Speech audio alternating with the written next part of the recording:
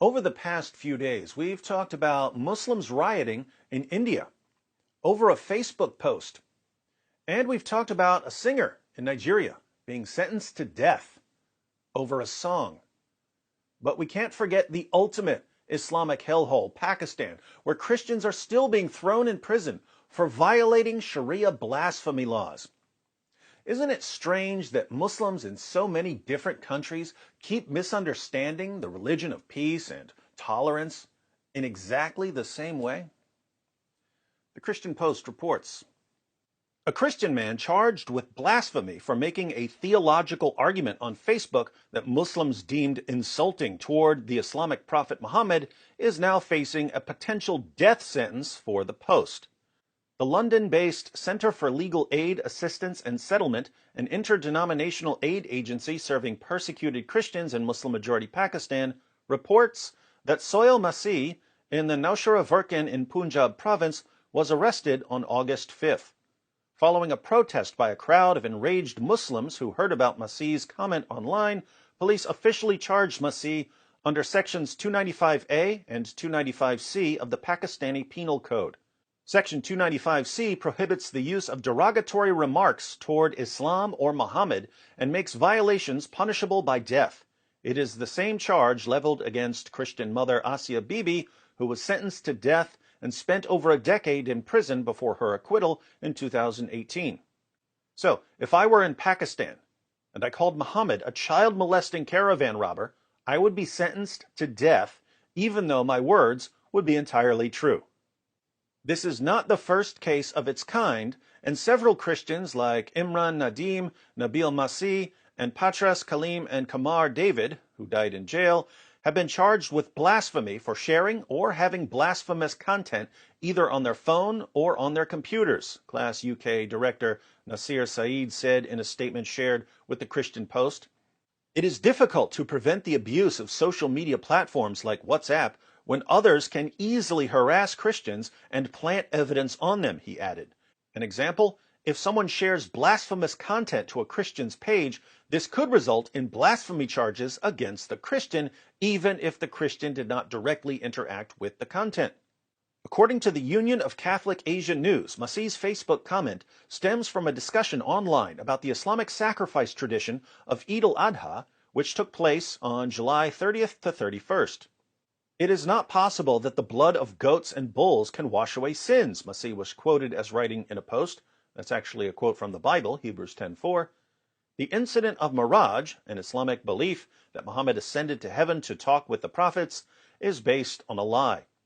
Isra and Miraj is observed annually to honor the Islamic prophet's nighttime journey from Mecca to a faraway mosque and Muslims' belief that he ascended to heaven and was shown hell.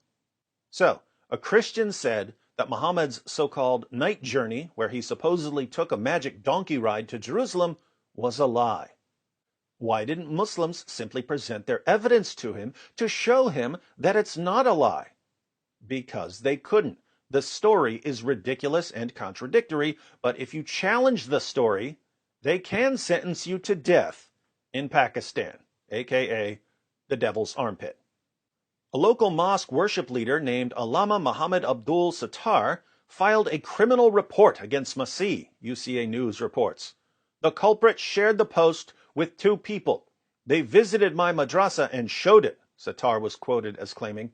Masih mocked the Miraj incident and the sacrifice, which is a principle of Islam. Muslims were extremely hurt.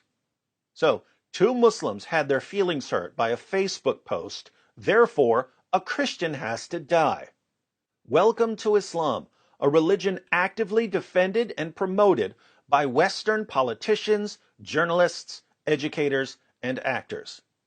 The Punjab Assembly recently passed the Tahaffuzi Bunyadi Islam bill that prohibits the publication of objectionable material.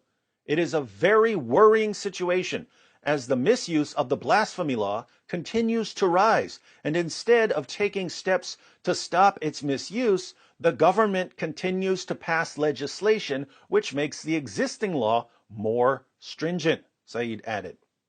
More stringent. I guess they realized that their previous blasphemy laws weren't stringent enough. Way to get your priorities in order, Devil's Armpit. Class UK reports that local Christians in the area are scared. I wonder why. In the past, there has been societal backlash toward Christian communities in Pakistan after blasphemy allegations. The organization pointed to past mayhem in communities like Godhra, Sangwell Hill, and Joseph Colony, where infuriated masses attacked and burned several houses and churches, as well as killed several people. Police officers were deployed to protect the Christian community in Nowshera Verkan after the accusation against Masih, according to Class UK. Notice what Islam does to the world and to people's ability to understand right and wrong. That man criticized Muhammad on Facebook. He has to die. That man sang a song. He has to die. That man drew a cartoon. He has to die. That woman dressed the wrong way. She has to die. We're going to kill you and burn your houses and rape your women until you see the beauty of al-Islam. That's what happens in Muslim countries. People in the West are supposed to know better. We're supposed to be enlightened. We're supposed to love freedom and human rights. But as soon as someone in the West speaks out about Sharia, Muslims reply, it's racist to object to Islamic law. Stop being bigots. Stop being fear-mongers. Stop spreading hate. And politicians and journalists and educators and entertainers submit faster than the victims of Sharia who are being slaughtered in Muslim countries. A reporter in the United States or Great Britain will submit to Islam to avoid being called a name. A Christian in Pakistan won't submit when a mob of jihadis surround his house and burn it down with him inside. How enlightened are we in the West when our institutions are filled almost entirely with morons and cowards? How much do we really care about freedom and human rights when our entire civilization trembles before the decrees of an illiterate 7th century Arabian warlord who won followers by promising them an eternity of deflowering virgins in paradise? There have been a lot of times in history when it was a really, really bad idea to back down. Trust me on this. Now is one of those times.